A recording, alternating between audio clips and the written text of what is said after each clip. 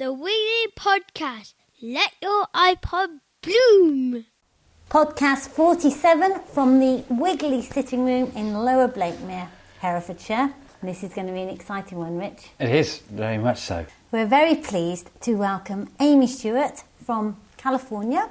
Thank you. Hello. To be with us today, and we're going to talk to Amy all about her bits and bobs, blogs and life, flower confidential books, worms, anything wiggly, etc. Indeed. But before that, Ricardo, last week's hedgerow row, you have opened a whole new can of worms. Another one, yeah, with the wrong people, some might say. Definitely.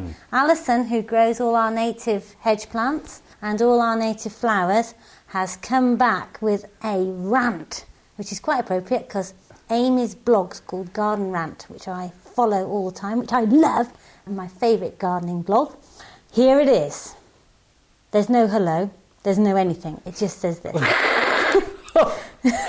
Farmer Phil's comment, you can't have fields and fields of wildflower meadows and eat your loaf of bread every day, certainly rounded things up. I would like to know where on earth are the vast tracts of woodlands that farmers have cut down, which now are remnants of our hedgerows! ! Hedgerows originally were planted to 1. Contain stock, 2. To protect crops from neighbours' straying animals, 3. Prevent stock from seeing and getting at fresh grass in the next field, 4. Provide shelter from northeast winds and rain, 5. Prevent body temperatures dropping and retaining energy levels, 6. Provide shade during the summer months, 7. Indicate farm boundaries. Farmers spend many hours maintaining their hedgerows every year, and it is to them that we owe providing us with miles and miles of fantastic hedges. Where else in the world has hedges like the UK? The only place I know is Tasmania, maybe. That's it, Alison. Oh, yeah. Well, she's absolutely right, of course. Well, that's all right then. She's absolutely Farmer right. Phil, you win. No, he doesn't. He doesn't win at all. And every point Alison made is right there, apart from the fact that she is obviously a bit biased about farmers. Oh God, we're so grateful for farmers, guardians of the countryside. Oh, thank the Lord for farmers. And the fact that her parents are, well, interestingly enough, farmers. And she makes a proportion of her living from the farm. So, yeah. Well, isn't that good? She's passionate about it. She is absolutely in important. She's passionate about it. And Alison, you know, I think the world of Alison. In fact, I might have scuppered my chances now with any chance of a clandestine affair with Alison. Good As it has occurred to me several times. Oh, no. So, this yeah. is going to be one of those X-rated on iTunes. But what I will say to you now is I'm not arguing with Alison face to face. Oh. Big old Phil, I'm happy with that. Fiery little Alison. No, we'll keep it to these remote responses. So you agree with everything she says? Well, apart from a few things. They're originally, hedgerows, they literally are remnants of woodland. Originally, the British Isles was covered in woodland. Now we have 1% of what was originally here. No, But everything she says in terms of, everything she says in terms of the hedge providing windproof barriers, protection from stock, shading, etc., is absolutely right. Are you really The trying point to claim Yeah. that some farmers went and decimated the countryside by bulldozing it? That was my dad, sorry. Some did. And that was because of the war when we needed food? It was. Not always, no. It was mainly because of, and that is not necessarily a farmer's fault. This is something aside that I don't really want to get into now. But That's right, chicken out. A lot of hedgerows were taken out because of government incentives, and farmers were encouraged to rip out hedgerows in much the same way we're as talking about government wood. incentives now are offering farmers to put Wood. hedgerows. Woodland? What I'm trying to make you feel is that the hedges generally could be managed to better effect to accommodate more invertebrate, more important species of invertebrates and mammalian and avian life alike, with just a little bit more due care and attention and just a little bit more effort. Not a massive amount of effort, but just a little bit more, and the timing is all important. And this is the main issue I have with Phil. And may I congratulate you, Richard, in obviously communicating this wonderfully effectively and getting the farmers on your side. Not! Yeah, it's great to live in Herefordshire. And I would like to know if I said to you how you were to manage your hedge, not mentioning the wasps and the fire at this point, how you would like it. I would manage my hedges in exactly the same way as I attempt to encourage Phil to do so. That's rubbish, listener. He set fire to his hedge because there's a wasp in it. It's true. Over to the music, because much more exciting is we've got Amy coming in, and this hedgerow route will continue because it just will. Obviously, I was on the losing side. It's a kind of traditional thing. I'm psychologically prepared for it. You never know. We normally read out our reviews on iTunes, and this week, luckily, we've got a review on the US iTunes site, so we thought it'd be nice if Amy would read it out. So over to you, Amy. Fun podcast. Watch out, you may learn something. This is a great podcast from the other side of the pond. They are passionate about their subject, presented in an entertaining manner. A+. Ooh, thank God it was a good one. Yeah. Now she's read it Nice out. when we Americans grade you. Don't you like that? We dole out our approval in little dribs and drabs. Here you go. Yeah, and the pond and everything. A little grade for you. Thank you. Yeah. We doff our cap to the great and the good. Try harder. So, Amy's joined us, and she brought us her new book, which is coming out, I think, in February. Can you first of all tell us, Amy, about that? Because that's very interesting to a Wiggly listener. Yes, well, the new book is called Flower Confidential, The Good, the Bad, and the Beautiful in the Business of Flowers. So this is a book where I went around the world and looked at, I was really curious about how flowers make it to market. You know, you walk into a grocery store and you buy a bouquet of flowers and they're just there. I don't think anybody thinks about where they come from or what their history is. So I was interested not just in actually how they're grown and how they get to market, but even how they're bred, because I think we've all noticed that cut flowers are different from the flowers we grow in our own garden. You know, they last longer, they have less of a scent. They tend to be different types of flowers. Can't very well buy sweet peas in the grocery store. So I was just curious, like, how did all that come into being? How did all that happen? And it just so happened that the stargazer lily, which is, you know, one of the most notorious cut flowers ever grown, was basically invented right around the corner from me in my hometown in Northern California. And I found out this story that had not been reported upon before. So that was kind of my way into it. Right. Here's the birth of a highly successful commercial flower. And from there, I went to Latin America to see how flowers are grown there. Of course, for you guys here, it would be Africa. Yeah. And I went to Holland to the auction and looked at some flower farms in California to kind of see the intermediate step there between the very high-tech and the much less industrialized way of growing flowers. It was really fascinating. So was your angle one of criticism, or was your angle one of investigation? Well, I would say more of investigation. I think the flower industry is in a big transition right now. 10 years ago, I think this would have been more of a muckraking book. But the flower industry has been very slow to catch on to the fact that over time, consumers are going to start to ask more where their flowers come from, just the way they do their produce now and their meat and their milk. So they're starting to change. And I think consumers are becoming more demanding, which is good. You know, want higher quality flowers, flowers that last longer. Yeah. Yeah. Do you think that's as a consequence of sort of heightened awareness about where the product's coming from, or do you think it's because people have a more disposable income? Well, I think the story of cut flowers is the story of globalism, you know, global agribusiness. It very much mirrors what's going on with any other kind of agriculture. But I think people have become more value conscious. In the case of flowers, it's created this downward spiral.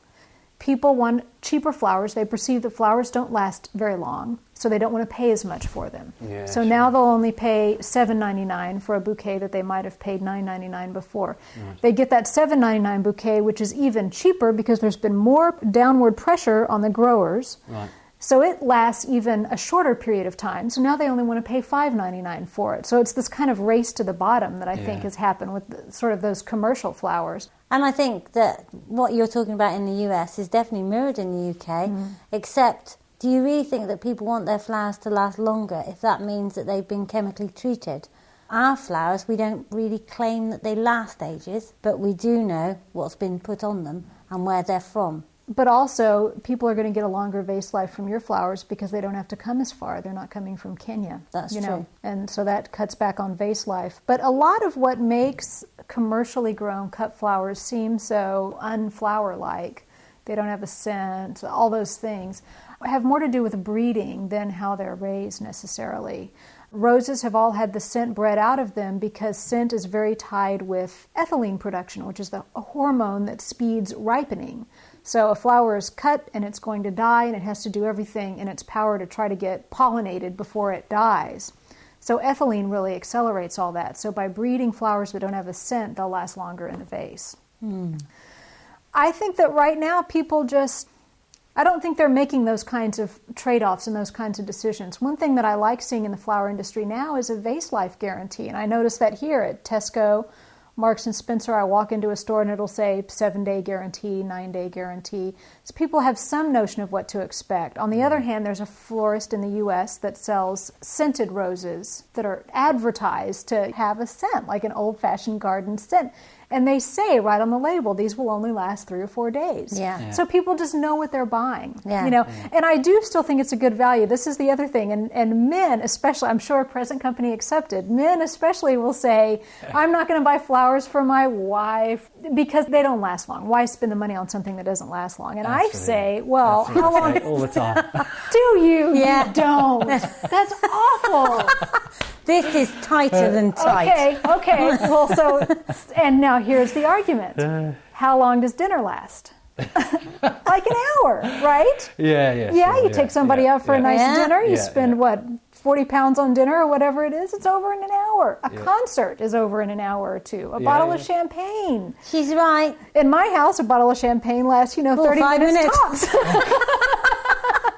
Somebody always comes round when you open it. That's what gets me. Yeah. You just get, and you go, oh, this is amazing. Then somebody comes, you go, oh, there you are.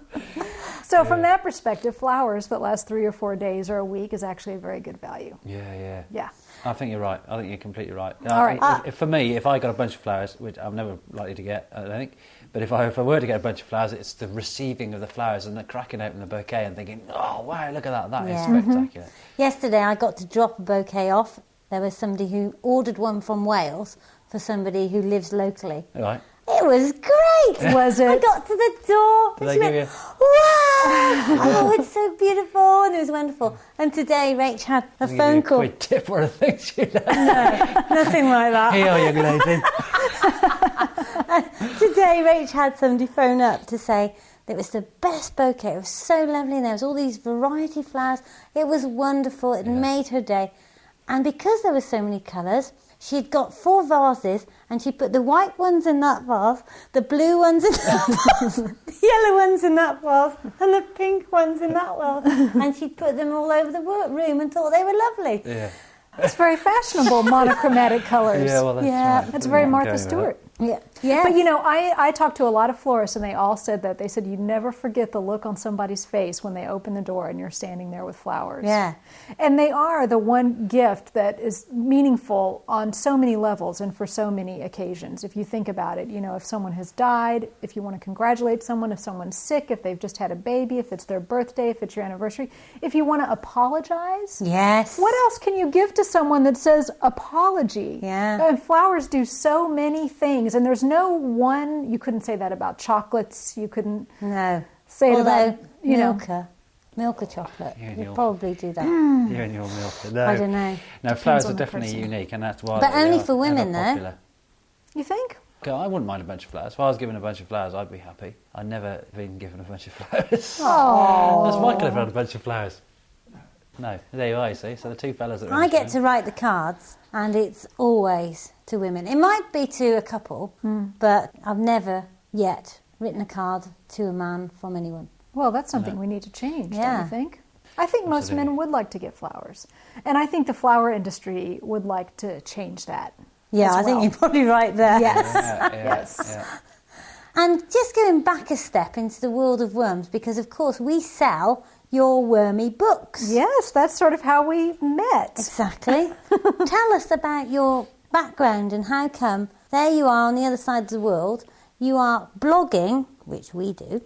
You are talking about flowers, which we do. And you're a wormy person of great repute. I think it means I should come here and apply for a job. Have you got any openings? Yeah. We've got the Amy Stewart opening. We just tailor the job around you. Yeah. Perfect. Tell us about it then. Well, The Worms started, this is one of those books that I wrote because no one else had written it. It was the book that I wanted to read.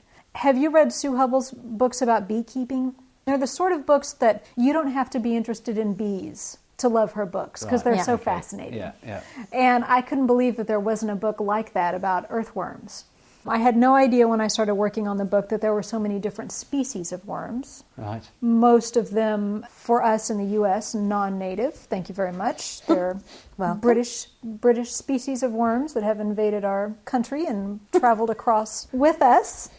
I was also taken aback at how little we actually know about earthworms. Charles Darwin wrote this wonderful book about worms about 120 years ago now, I guess.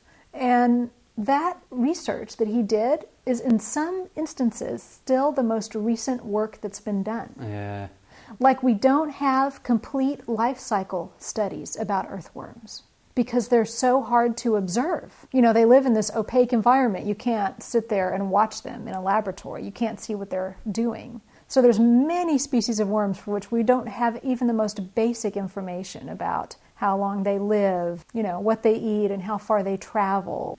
I guess I just sort of thought that we know everything. Yeah, you know what I mean? Yeah. Everything's already been discovered. Everything's already been found out. But in fact, and if anyone listening is looking for a dissertation topic, there are loads of them about earthworms. There's plenty of good work to be done. I wish I had done my dissertation in there. I wish you had too. Earthworms, That's right.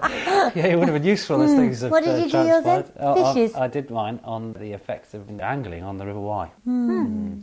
But it was funny you mentioned about your colleague who'd written books about honeybees being really interesting for the value of the book, because I read your book predominantly on a couple of train journeys down to London, and I thought it was a lovely book because it was so easy to read.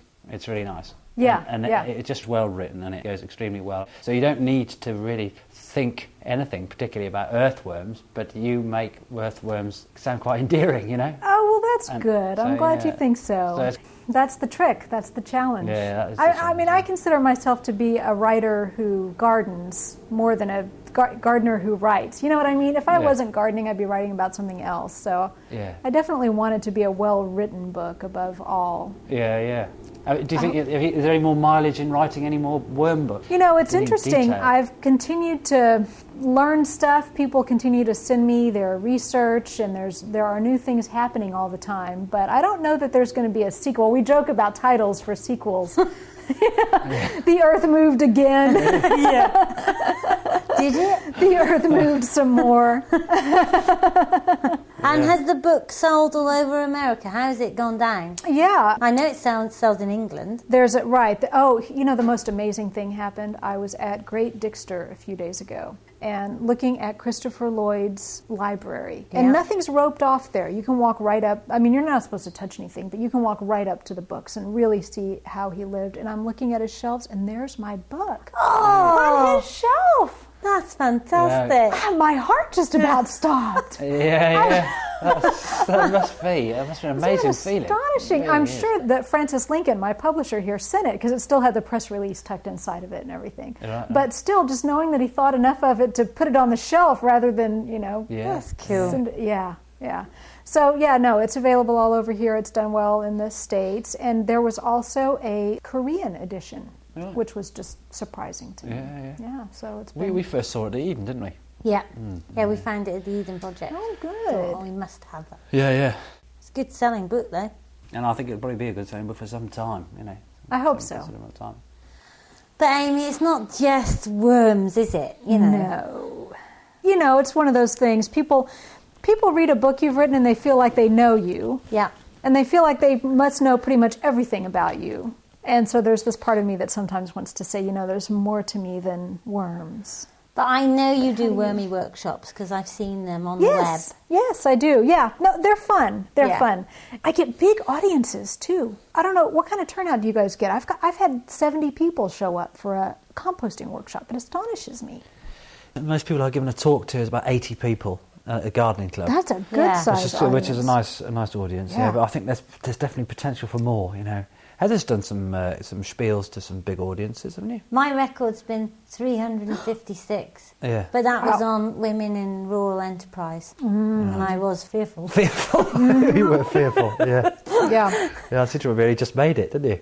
Is that right? Yeah, stop. Right, I want to talk to Amy about her blogging. And, Yes. my favourite is Garden Rants, but I do subscribe to your other blogs, Dirt, thank you. etc.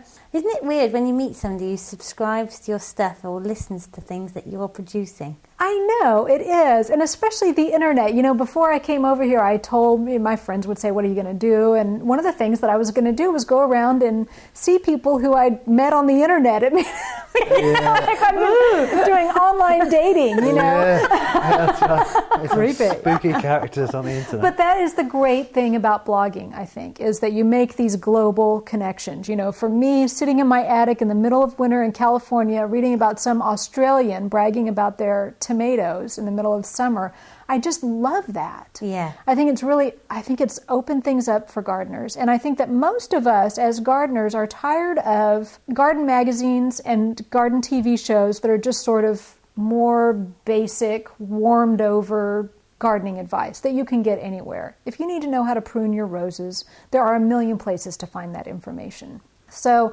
I think garden bloggers started having real conversations about gardening. Yeah. And I love that. Yeah. And maybe it's because we aren't burdened we aren't burdened with the need to make money. Isn't it liberating, don't you Yeah. think? Well, I'd like to make some money, so I can't say. But yeah, I know exactly I know, what you mean. yes, we're sort of Yeah, but the thing But- is, one of our customers is Allotment 21, who Yeah. who live in Hereford and have got this wonderful blog, and they let us know that their blue tips in their cam box Was that Frankie? were Yeah. hatching, and it was just fantastic. Yeah. Like, it's just up the road, Right. But to see it on a blog and Yeah. to be able to follow it, Yeah. and then to send Richard Have out. you heard from them recently? Yeah, because we Getting invited her to our book launch, but We did. she was on holiday. Oh, I see. Yeah, that's right. We did invite But them. that connection, it doesn't matter where you are in the world, you can actually connect. People of like mind, and I've just got to read out a couple of your bits of manifesto on the Garden Rant because I just think they're wonderful. It says, we are convinced that gardening matters, suspicious of the horticultural industry, and my favourite is, turned off by any activities that involve landscaping with plant materials. Ooh. So how did you get together with these other bloggers? How does it all work? Well, we were all reading each other's blogs and commenting on each other's blogs. And, you know, for people who aren't that familiar with blogging, that's how those connections start to get made. You start posting comments on someone else's blog, and then they can follow you back to your blog if you have one, or your web page, or even just send you an email. And so people start to get to know each other, and it's an easy way for like-minded people to sort of come together. So we realized that we were all blogging about some of the same things, but we were also doing what a lot of garden bloggers do, which is just sort of keeping a record of what's going on in the garden. So it seemed like a good idea to keep that on our own blogs, but to have one place to come together to talk about the bigger world of gardening and bigger ideas and issues. And this is what I mean by gardening matters. It drives me crazy that gardening is always in the, you know, there's the home and garden section. So right next to an article on how to decorate with throw pillows is an article on how to train your wisteria, as if those two things have anything to do with one another. Yeah. I just don't see gardening as being about decorating at all. I see it as how we interact with the plant kingdom. Do you know what I mean? I do. Of course you do. Are you with me on this? Oh, you've seen my garden, haven't you? Yeah, he's definitely interacting with the plant kingdom. I mean, not that I think design is unimportant, but I just don't see gardening as the decorations that we put around the edge of our house. You know, I just see it as so much more than that, something so much more fundamental. Even if you're not growing your own food, you know, you're growing a habitat and you're going outside and putting your hands in the dirt and connecting with the planet. It's the planet itself, life on the earth. And I just think that's so important, and I think it should be front page news more often. So we try to put what we feel are, more the front page news kinds of stories. For instance, we've been ranting quite a bit about Heronswood. Yeah, tell me Yes. about that, because I don't understand that completely. Well, the deal with Heronswood is that it was this wonderful specialty nursery in the Pacific Northwest up in Washington State, and a wonderful plant collector was going around the world finding interesting species and making them available through his wonderful little catalog. And then along comes giant corporate Burpee Seed Company, buys him out, and granted, the offer was accepted. I mean, it's not like he turned down the $2 million or the $5 million or whatever was paid for it. But then Burpee has now closed the nursery. So it's just another example of a big corporation coming along and gobbling up some small specialty plant nursery. Right. And we were talking earlier about, you walk into a garden center to buy plants. They're the same boring plants you see anywhere. I'm very surprised coming to the UK to see that you guys have a lot of the same plants for sale in your nursery that I have for sale back home. Like, I'd like to see something different. Yeah. But when you think about it, most of them really probably are grown by the same large corporations.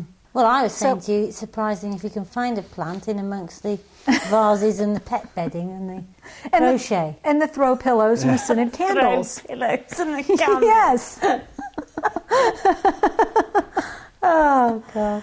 So Garden Rant is where we've come together to rant about that stuff. And, we get a little flack from people who say, can't the garden be a place of tranquility where no one argues? And can't we just share how beautiful our roses are and not get into any sort of grand debates? And I think that's fine, but I think there are enough of us who are so engaged in gardening at the same level that we're engaged in everything else. You know what? It can be almost a political act sometimes, and it can be certainly an environmental and ecological act to gardening. And you run into, you argue with the neighbors who don't want you planting a wildflower meadow in your front yard. So suddenly you're dealing with issues of city planning and zoning, and how are we going to live together in communities? I mean, to me, those are big issues, and I love being involved in the garden. And ethical issues, I think your garden rant is a bit similar to our hedgerow row in the sort of farming area. And it's exactly the same feel to it. It is. And it is, the thing is... Apart from the fact that Amy has